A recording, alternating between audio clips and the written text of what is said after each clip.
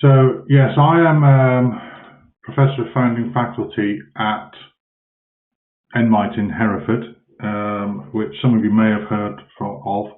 It is a new HEI that we are designing at the moment, and there's quite a lot of work involved in thinking about how we can, make those changes that other institutions haven't been able to implement.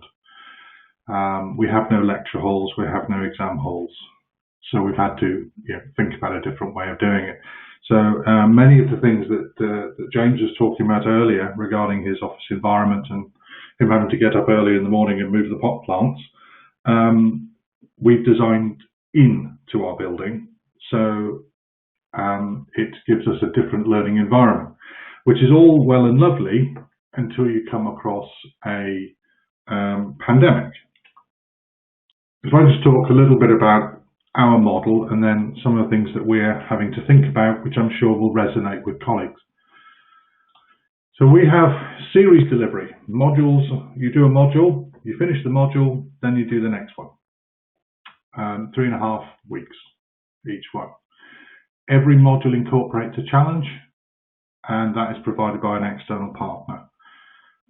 So rather than us having maybe one group or team challenge for the students within their program, we actually have 25 group challenges in the program, and every one of our modules has a cohort of 25 students in a studio in groups of nominally 5.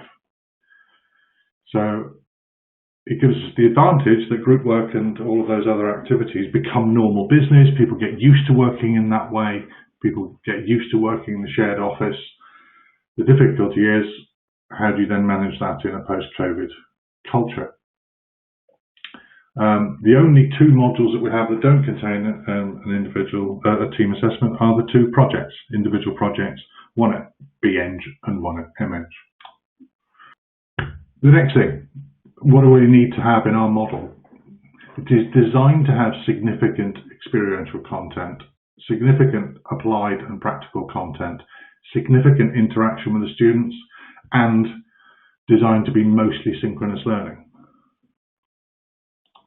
So how are we approaching this situation? Having just written everything, designed the whole program, built the infrastructure, purchased all the resources, how are we approaching this questioning time that we've got to rethink about? For those who aren't aware, this guide came out just last week. It lacks specific details, but it does discuss some of the requirements that we have to consider. So, assumptions. Normal group work will be disrupted, and enrolled students will fall into a number of different categories. We're going to deal with separation. That's the everybody can move around, everybody can go where they want to go, but they have to depend on what the local guidance is requiring at that time regarding masks, gloves, separation, or how many people can meet in a pub at any one time. And that is a variable requirement. Then we have segregation. This is where we have an individual who is well, but has had to separate. We have to consider this and factor those students in. They're still part of the program. There's nothing wrong with them. They just can't be in the same room. So how do we build into our delivery model the inclusion of those students? Those who are shielding, same thing. Different reasons, but it is the same kind of condition. And then we have segmentation, which is one of the other things that is emerging as a strategy, where we actually form staff and students into groups, and those groups form a bubble, and the separate groups don't interact, so that we can keep a level of group-based isolation. So, how have we gone about it? We'll go back to first principles. We have a connected curriculum. The whole thing is designed from essentially these 3 stages, this principle. as it should be in design models. What is it you actually want to achieve? Then you work out how will you confirm that it has achieved that, and then based upon those assessments, what is the delivery model and how are you going to actually enable all of those enrolled to actually gain all the learning. Now, in our model, we have got it down to every module has a learning plan. Every learning plan is defined, has a level of flexibility depending on local changes, field trips, weather, availability of external experts. But we know not just syllabus at program, we know content roughly by day, by module. So we know what it is that we're planning to do. That does give us an advantage when it comes to the next part, is go back through everything and review it based upon those separation and segregation requirements. So we've classified every activity that the students engage in. If we can deliver it using currently available technology, then we mark it as green. If it's got a little bit of modification, it may well be that somebody is normally doing a lecture. You could video the lecture, you could save that video onto the VLE.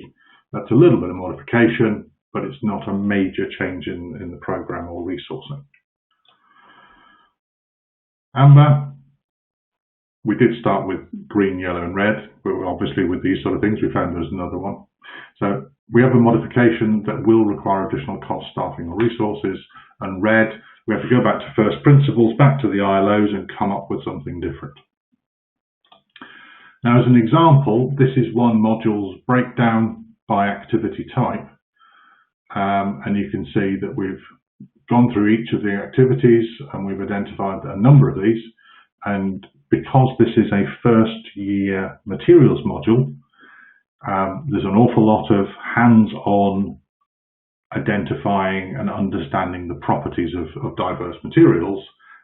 That gives us a difficulty with managing for the pandemic. So we then go back through those, each of those right items, we have to redesign it. The main principle, though, is not to compromise on that principle that we are going to keep the group work in. We're not going to take it out because the point of the program itself is developing the fact that engineers work in teams, work in groups, work on projects with other people. We've designed the program because we believe that's a better way of doing it. We just have to find a way of delivering it that still keeps that group work element. So we are working with students in bubbles. So working with them, they stay within a certain group. There's 5 in a group. The didactic delivery elements prepared in advance, available on the VLE, so the students can study those asymmetrically if they wish to. They will also always have integrated formative assessment in with those, so that we then got a discussion point rather than just saying, did you understand it? It's, how well did you understand it? Needs to be provision of specialist software where if we're doing simulations, that has to be available remotely. The completion of joint assessments is done via Microsoft Teams and SharePoint and similar. Also assessments submitted online. We use Canvas as our VLE. Any ephemeral assessments, presentations to an external partner, for example, they're delivered through Teams. We practice for that and that works quite effectively. The difficulty then comes the practical and applied learning, which a lot of other people would call labs or other similar activities. So, what are we doing? So, having the classes in shifts. Some students will only attend in the morning, some students will only attend in the afternoon. That allows us, where we're using practical equipment, to do a deep clean between each of those groups. We're also using puppeting.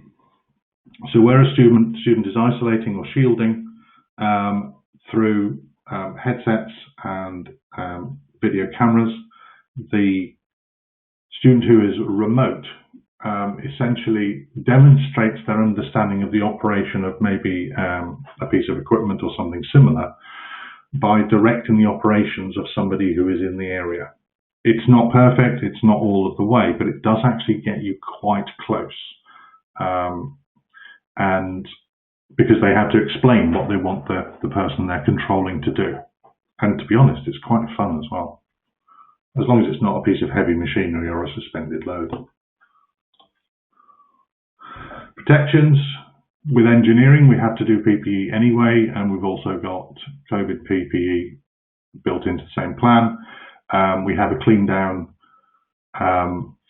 activity built into the delivery plan. Temperature check on entry, one-way system through the buildings to manage that aspect of the program. The default academic contact is online. Although we will be in the space, but because we'll be moving within different groups, we're going to have to maintain a certain level of distance. The challenge partners, external companies, representatives, they will be defaulting online, and we can communicate satisfactorily with them explaining what we want us to do and what the projects are. Physical resources have a deep clean between groups. External visits and field trips conducted using Visio tools. So if it was a visit to a manufacturing facility, then the person who is at that manufacturing facility does a video tour, and that's fed live. What we've actually found is in that kind of activity, you get a better viewing by all of the people, because if you imagine you're taking 60 students to a location, the rear 30 can't see what you're actually pointing at anyway. And then discussions and synchronous learning via Microsoft Teams or otherwise. Again, video comms. So that's all well and good. That's probably going to work. The areas of concern, though, and this is something that we have to think about, is if we take this model, for example, where we consider, the whole educational experience, mostly what we're focusing on is this area here. How can I technically impart the technical knowledge that is needed for the Joint Board of Moderators requirements for the ILOs? But what we're not really seeing is the cognitive development of the individual in the same way, and we're certainly not seeing the social presence. So this area starts fading.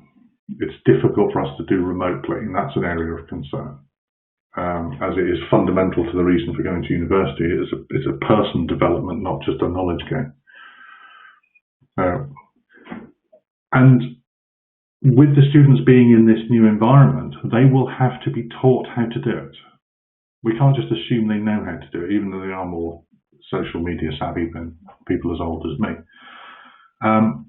They will have to understand and be taught how to manage group separation. They'll have to be taught how to foster dialogue with the academics, with other people on the course, and a lot of this will need to be facilitated, generated. We might have to do activities, even if people are remote, that has, shall we say, a non-curricular learning gain focus to get a level of social engagement and community amongst those students.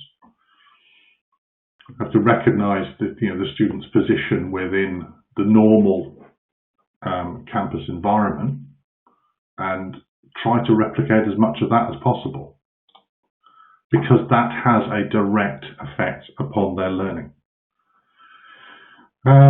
We have to consider proactive pedagogy rather than reactive. We've got to recognise that there's a lot of times you walk around a classroom, you see people transiting the different learning areas, you see people in the corridors, you see people in the canteens, at coffee breaks or whatever. You're starting to pick up visual clues about health, mental well-being, anxiety levels, all of this sort of thing. You're not going to get that if it's just a talking head on a computer screen. And that's another thing that we have to be aware of, especially as the student may choose to just turn the screen off. We're missing out on some of those clues that we would normally use under our safeguarding guidance. Just as a thought, some items here from the student space might be relevant in here. Mitigating circumstances. That's going to increase. Not only are there going to be more requests for MITCircs, there's going to be different MITCircs categories coming through, and we're going to have to pre-think about what we're going to do about those. There's digital poverty, there's access to internet speed, there's access to a location where they can set up their home office, which is going to have difficulties. And then the last one, which some of us will feel quite keenly, maybe already, is the tyranny of availability. How we have been, if you've been on Teams during lockdown, you've been immediately available and accessible by everybody at all the time. And that then becomes a new norm, that becomes an expectation. And the students will have that expectation because you're the only person on the other side of their world. And staff will need to know how to handle and manage that. Online assessment of group-based learning with regards to individual mark allocation. And also, do you use online peer assessment within a group? And if yes, how? Okay, that's a much bigger answer than it is a question.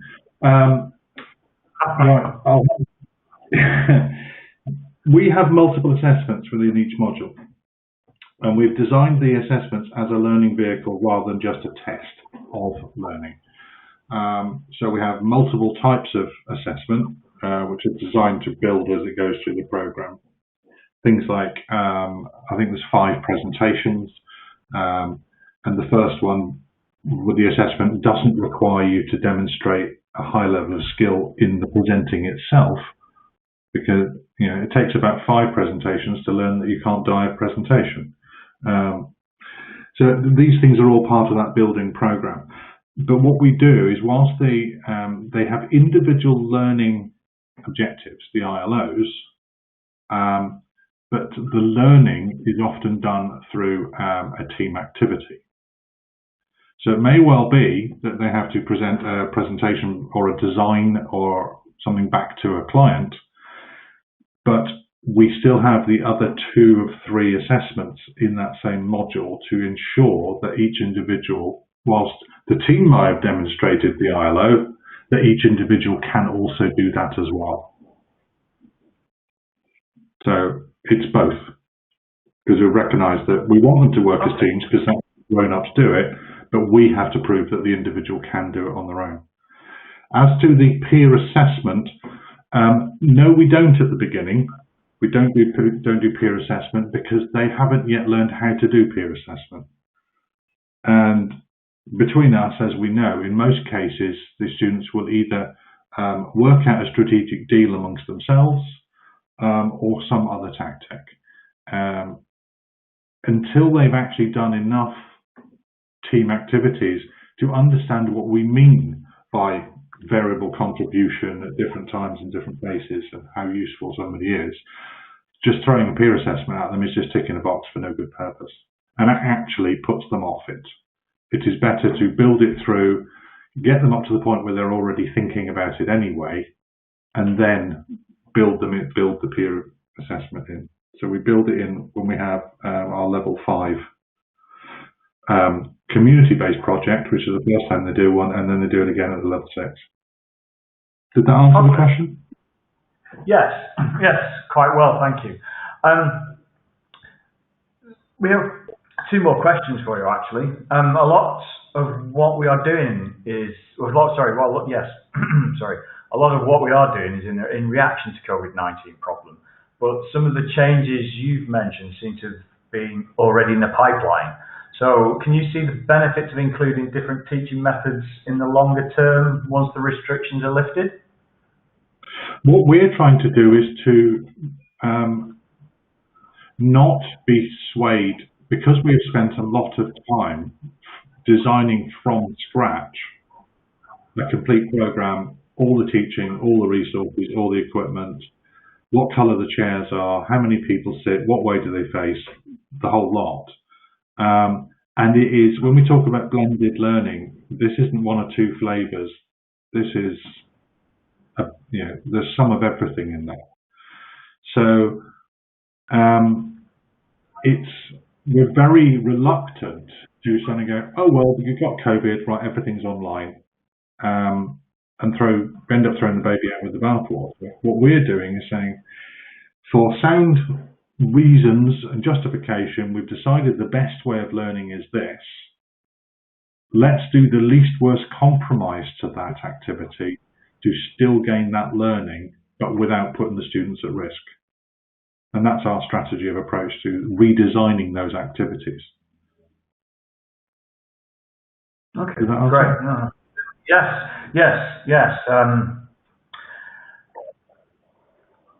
Moving on from that, how are you going to encourage the students to take greater ownership of their studies?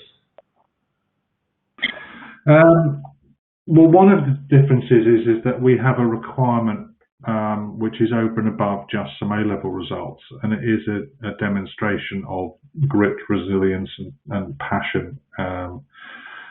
So we are looking to encourage and recruit those students they're doing this program for a reason. They're not just after the golden ticket at the end. What they are doing is they are doing this program because they want to learn, and they want to learn this way because they think it will be better for them. And our pedagogic strategy is encouraging them to take on their learning. I mean, the whole program is designed with all of the learning activities to start with a very much students as passive learners, because that's what they've been taught to do at the very beginning, and then as they progress through up to level 7, they are interdependent learners, and the learning activities are designed for them to be done interdependently, and we are just facilitators. All right, a great answer. Thank you. Have you done any psychological studies of group and team activities? For example, looking into dominant personalities, group thinking, so on and so forth. I've read it a lot that other people have done. The difficulty with that one is try getting an ethics approval for doing experiments on your students. It's always it's a tricky one.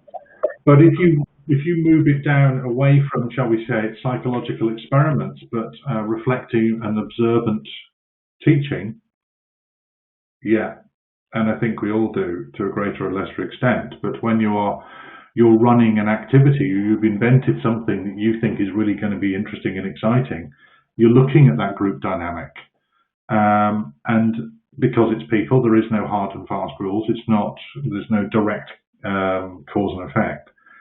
But you will be able to assess a sort of mean engagement profile. One of the things that we found, and it's based on something I did a couple of years ago, is looking at the motivational and engagement profile of the average student at a particular point during an assessment. So if you've given a student an assignment, at the point in which you hand it out to them, there's a level of interest and excitement. Usually because, oh, what's this? And then the enthusiasm into it drops sharply away, and in some cases doesn't come back up again until the night before it's got to be submitted. Now, in the design of our 1 month long modules, we've also got to recognise that we've got a group of students who might not necessarily like each other, who are stuck together in a room for a month, who then have to we have to manage that situation. So we've actually looked into, if there is an exciting visit, or there's an external expert, or we're going on a field trip somewhere, which is usually wakes people up a bit, you do that in the second week, because your second week is where the lull comes in. You don't have to do anything exciting in the 4th week. Everyone's too busy completing the assignment. So it's a certain way of looking at, but it's certainly, you couldn't put it down as pure science. There's too many variables. Okay, no, it's a fair and honest response. So we've got a question from James, who we had presenting in session 1 for you here. And James says, following on in his experience in industry, he always works in a team. I mean, we can see his passion for working in teams and with engineers. The question he does have is, why do we need to assess individuals when engineering is generally a team activity?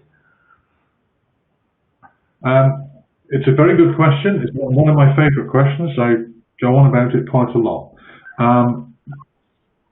And for the same reason is that when you promote somebody in a company, you don't promote the team. So we have a system, whether it's arcane or whatever, in which we, and a society and a cultural norm, where we reward individuals. And if there's a change to that, there are more and more team prizes at various annual bun fights. But essentially, to gain success, you have to do it as an individual. In the same reason PhDs are only individual, and a lot of other qualifications are. Personally, I don't think there should be any award other than a team award, but we have, as an HEI, have to demonstrate that every individual member of that team has the necessary capability in line with what will now become AHEP4. And while we might have a very, very good team that worked all the way through every year and produced fabulous results, if you only assess a team, you can't guarantee that there isn't a person in there that everybody thinks is great and fun and buys the beers, but has never done a stroke of work. And you would be issuing them with a certificate saying that they can design a bridge, and they can't. So that's where we got this conflict, is that what we're trying to do is actually both. We're assessing them as an individual for their certification, but we are assisting and motivating them to develop as a team player to affect their future success.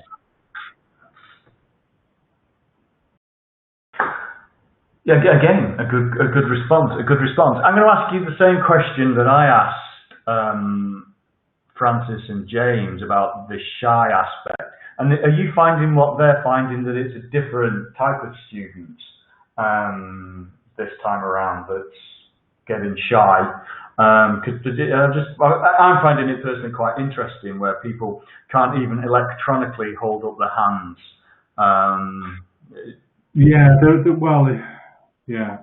As somebody sent me a text yesterday, and anxiety is nature's conspiracy theory.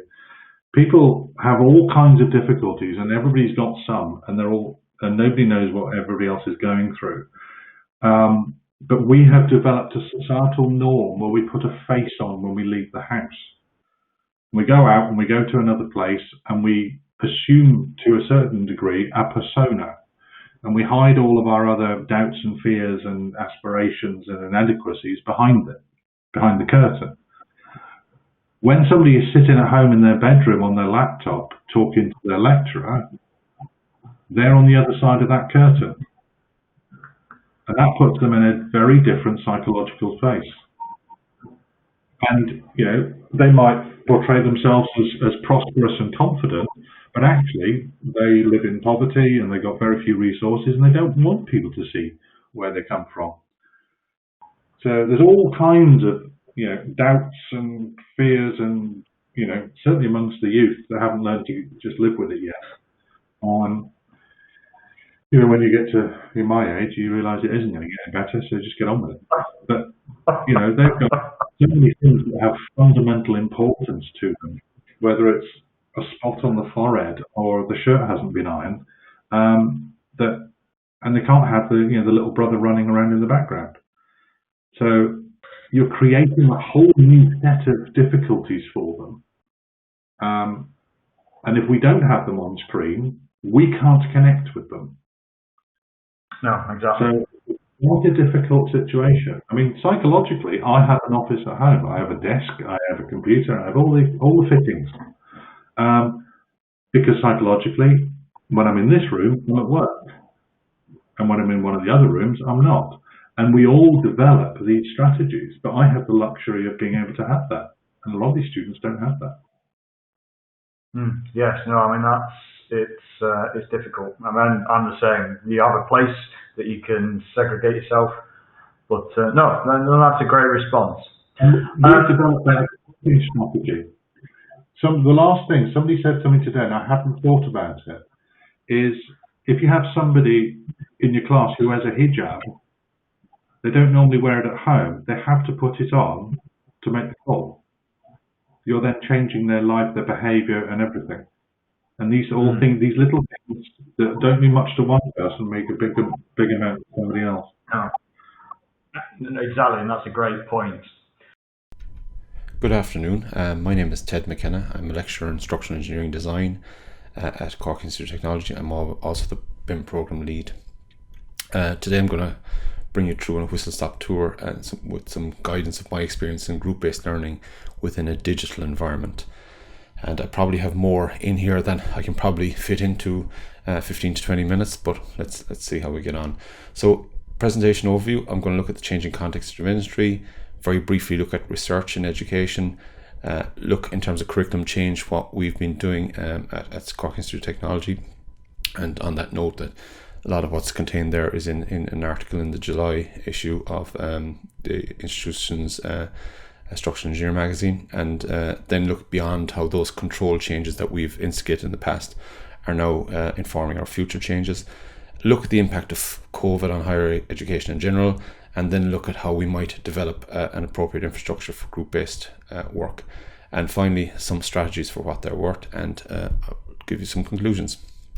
So, the changing industry context, I think we can all agree that from top left to bottom right, the way the design office operates is very, very different, and this one shows it really graphically. And what we start to see is less people, less paper, more digital. And that's reality that we can now almost look at design in immersive spaces. And Chris Wise's words have 12 years on have never been truer, that we do not need more engineers, we need better engineers. When you think about it, here are two different approaches. The previous traditional approach for, let's say, doing a road alignment design, and down below we have the digital version of the same thing. In the top, you were depending on the capacity of those two guys in terms of design. Nowadays, you have huge computing power, and it's about actually being able to absorb that information and ensure and validate that it is correct, and hopefully to make better decisions because of the analytics you can run.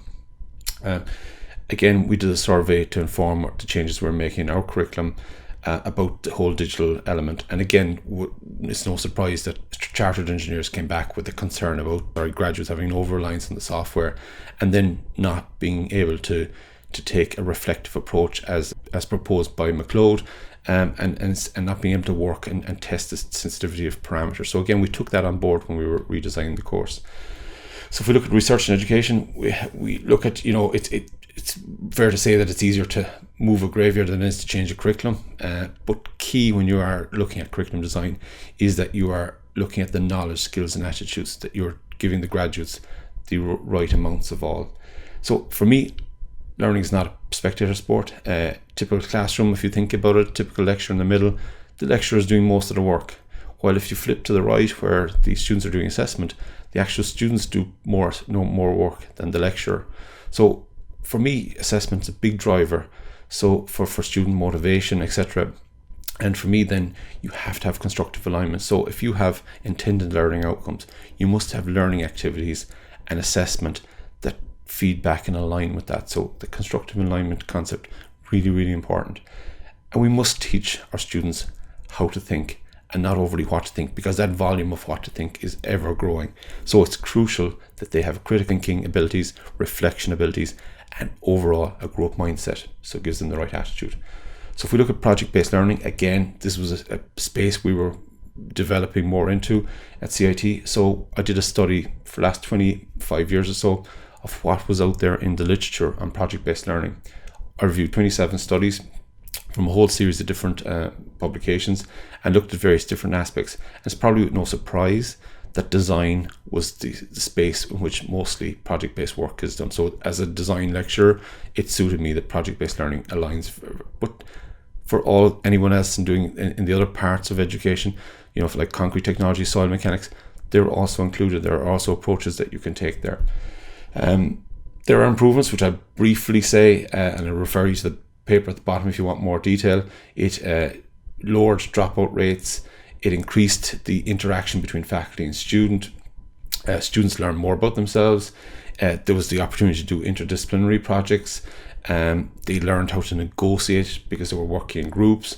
It drove higher order and creative thinking skills. It developed more of their graduate attributes. It was more motivating and had long-term benefits, and they seemed to perceive to enjoy it. The challenges from the learner perspective, of course, it's difficult and messy. They do tend to like the traditional approach where, it's structured and there's kind of probably a single answer solution to the problem and a set way of doing it, whereas project-based learning tends to be more open-ended.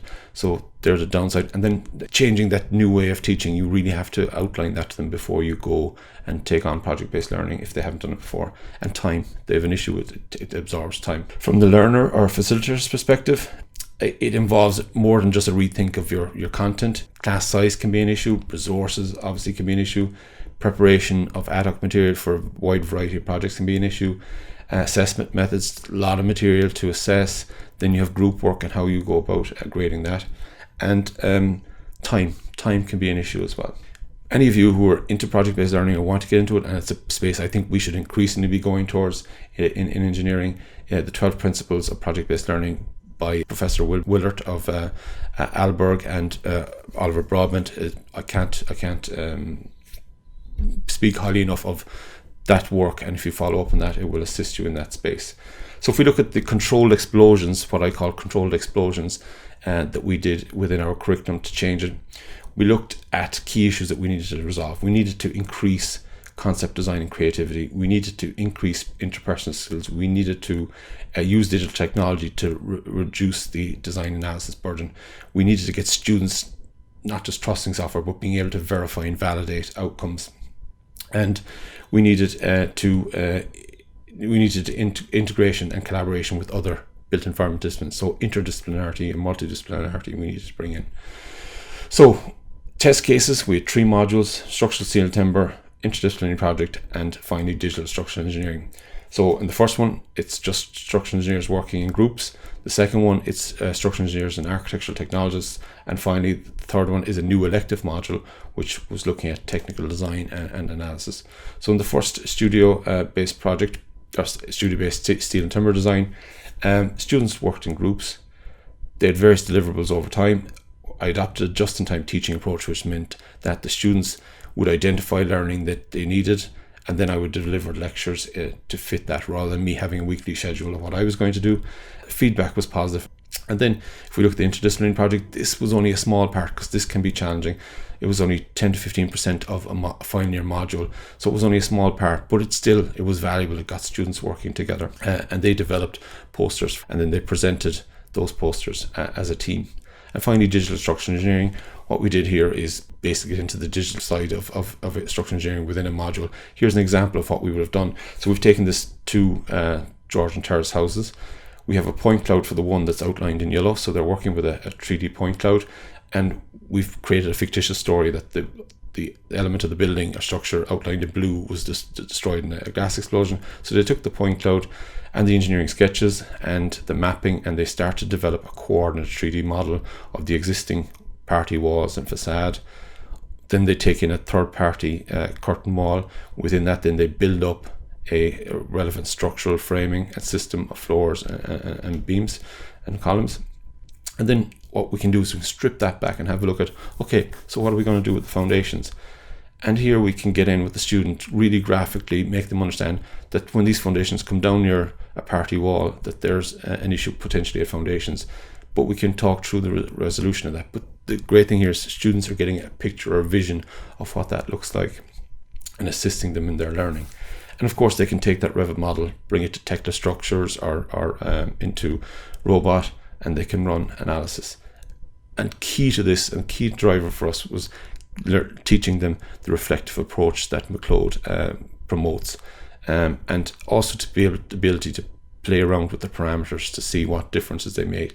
So checking sensitivity, and then looking at what we designed for in real life, and then what analysis best matches that. So, and finally, they can immerse themselves within that same model. So they can put on the headset, walk around, and check the model in an immersive environment. So how have we moved beyond those initial ones, which were successful, we felt? We've developed more project-based learning in first year and second year. A slight tweak to the steel and timber design studio in terms of learning outcomes. The interdisciplinary project, I'm delighted to say, is now a full 5-credit module and involves students from structural engineering, interior architecture, and architectural technology working together on a project. And the digital structural engineering, the other thing I'm delighted about, is not a standalone separate module. It is now infused within our structural mechanics and analysis modules right throughout the program.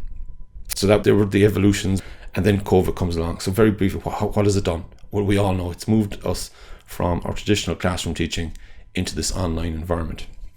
And a survey done by my institution of students and lecturers over the summer, key feedback was that what were going to be the challenges, and for the students it was communication, and for the lecturers it was communication. And going forward, if we were to continue with it, what was going to be a challenge? Again, communication was going to be the challenge for students, while time was going to be the issue for lecturing staff if this was to continue long term. And then we're presented with, okay, classroom, so much technology. When you walk in, you actually didn't really need technology. You could walk into the classroom and deliver a lecture, deliver the knowledge, deliver the thinking. Whereas now you had to consider this myriad of different digital platforms in order to do the same thing. And this is what we had, the challenge for us and the students. And even within my own institution, they broke it down into different sectors. So we have software and tools to do with assessment, to do with live lectures, etc. And then you could just take the traditional approach of just looking at live classes and assessment, or you could look at asynchronous approaches where you put the content up there and put it on demand and have your project as the driver for when the students engage with the lecture content. So how do we develop an infrastructure for remote group work? First question I asked myself, what am I trying to replicate? So here is key what I'm trying to replicate. I work predominantly with groups, and this is them in our design thinking lab at CIT. And you can see on the right hand side, they're engaged. Now, how do I create that? How am I in the room floating around with them, working with them? So engaging them can be an issue. Then how do I replicate this kind of sketching, conversational sketching when they're developing solutions around a table? That's going to be a challenge. And then visualization of things. So again, a great thing we have in that design space is we have a wall-to-wall, floor-to-ceiling whiteboard that allows us to really think through a problem. And then finally and importantly for me is that I need to be with the people, see the people, because you can tell from expressions, from body language, whether somebody's if there's somebody distracting them, if they are confused. I can tell because I can get into more explanation, because sometimes they're afraid to ask, but you can tell by body language. And as a facilitator of learning, you can get in there and change that. So it's difficult to do that now in the digital environment, so to figure it out. So what have I come up with in terms of way of doing that? A key thing to capture verbal, so capture that roundtable discussions, plus messaging, which is something we didn't get before. So Zoom is straightforward enough. If I want to tell the gospel to the masses, I go on Zoom and I get everybody there. What I'm working with students, and have worked with students during the initial stages of the pandemic, is using something like Google Hangouts. And there are other platforms, so MS Teams. So here students have the ability to do video conferencing, and they also have the ability to message each other. So message key. So you can see here 3 of my groups working away. You can see the kind of data that they're texting to each other, and then at the top you can press camera and have a meeting. Well, the great thing about that is they can go and have their meetings during a class session, and I can literally just drop into the meetings just like I'd walk around and sit down at a table. So really, really good way of approach.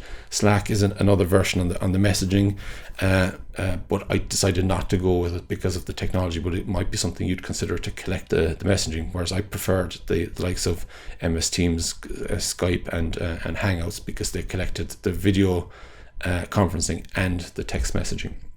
So what about this collaboration space where we're out with the post-its or doing some conversational sketching?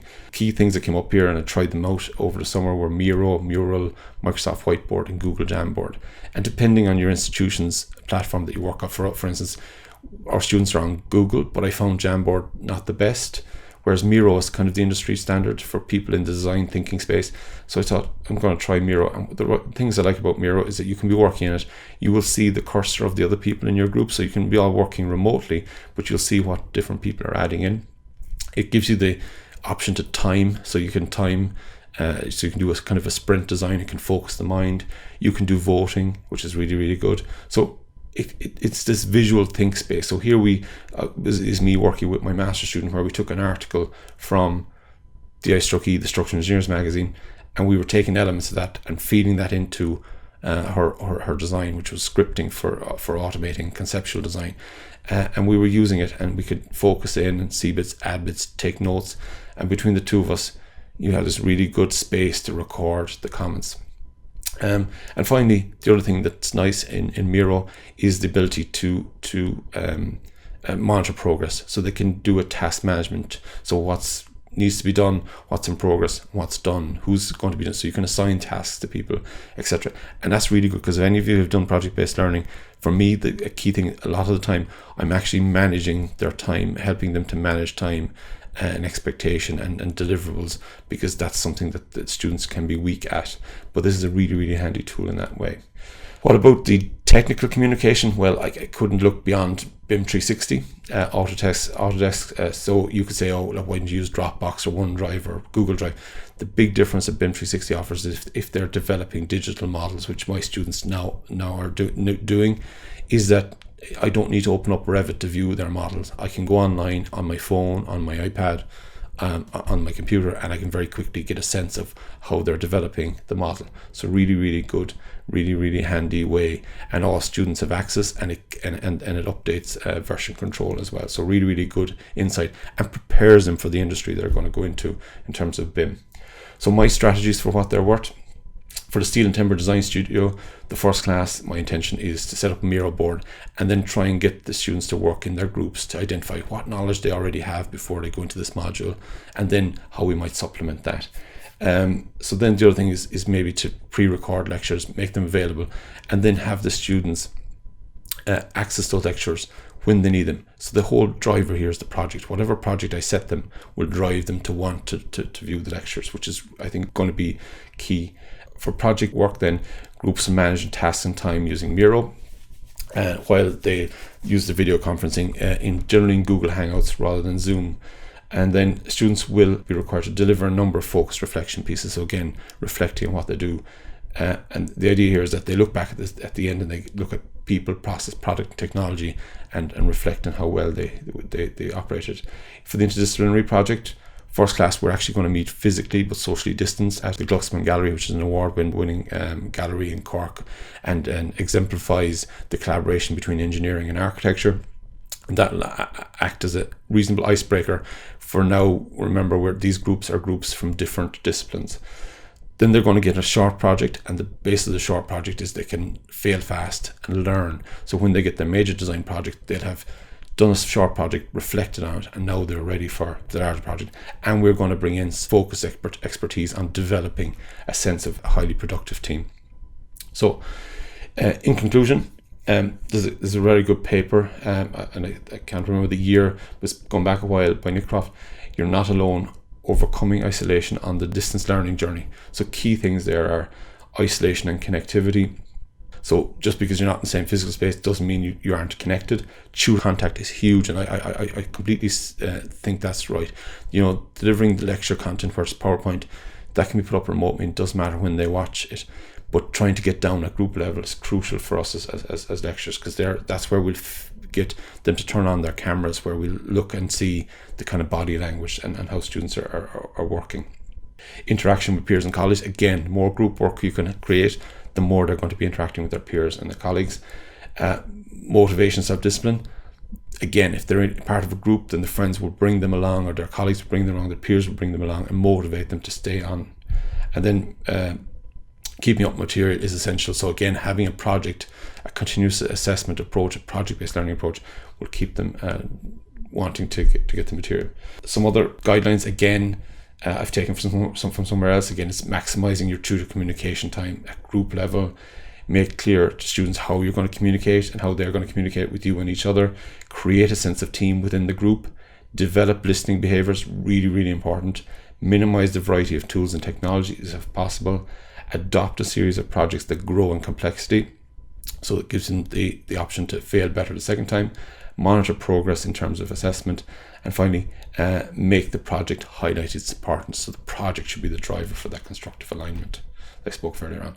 Finally, some food for thought is from McLeod, this concept of the ever increasing body of knowledge that the students are required to learn. If we take that back a notch and teach them how to think, then they will go into practice and they will continue to do CPD. You can just see the iStruckies, huge amount of CPD they offer, which is ideally what you want. And then you're always upskilling. So again, we can take the burden off the third level colleges and put in those opportunities to teach what will be really important for the students. Thank you for listening, and I'd welcome any comments, questions, or advice that you may have.